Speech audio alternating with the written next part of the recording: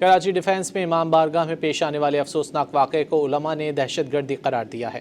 اعلیٰ حکومتی عہدیداروں نے مکمل تعاون، جبکہ وزیر اعلیٰ سندھ نے واقعے کی شفاف تحقیقات کی یقین دہانی کرائی ہے۔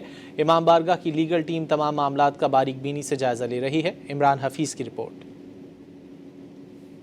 ڈیفنس میں اتوار کی شب پیش آنے والا افسوسناک واقعہ دہشت گردی ہے۔ علامہ شبیر حسین نے نیوز کانفرنس میں واضح کیا کہ امام بارگاہ کی لیگل ٹیم تمام معاملات کا باریک بینی سے جائزہ لے رہی ہے۔ ڈرائیور نشے میں نہیں تھا، اس حوالے سے بعض اطلاعات درست نہیں۔ واضح کیا کہ شہید زنیرہ اور زخمیوں کے اہل خانہ سے مسلسل رابطے میں ہیں۔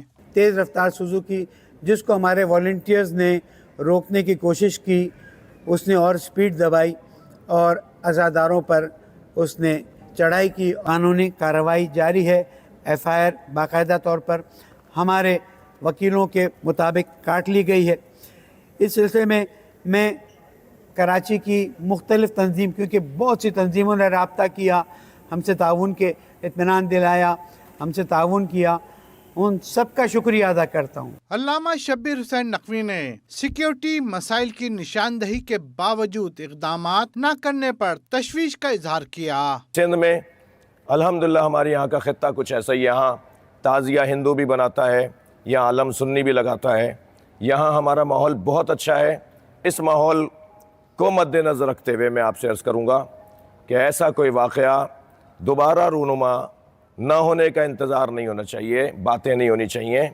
جہاں کمزوری رہ گئی اس کمزوری کو دور کریں اور ازالہ کریں۔ میں ایک خاص کیفیت میں ہوں۔ میں جب سے اس بچی کا جنازہ دیکھا ہے میری حالت ناگفتہ بے ہے۔ نیوز کانفرنس میں ترجمان سندھ حکومت تحسین عابدی سمیت دیگر علماء بھی شریک تھے، جنہوں نے افسوسناک واقعے کی شفاف تحقیقات اور واقعے کے جو بھی ذمہ داران ہیں ان کے خلاف کارروائی کا مطالبہ کیا۔ کیمرہ مین قاسم خان کے ساتھ عمران حفیظ، ڈان نیوز کراچی۔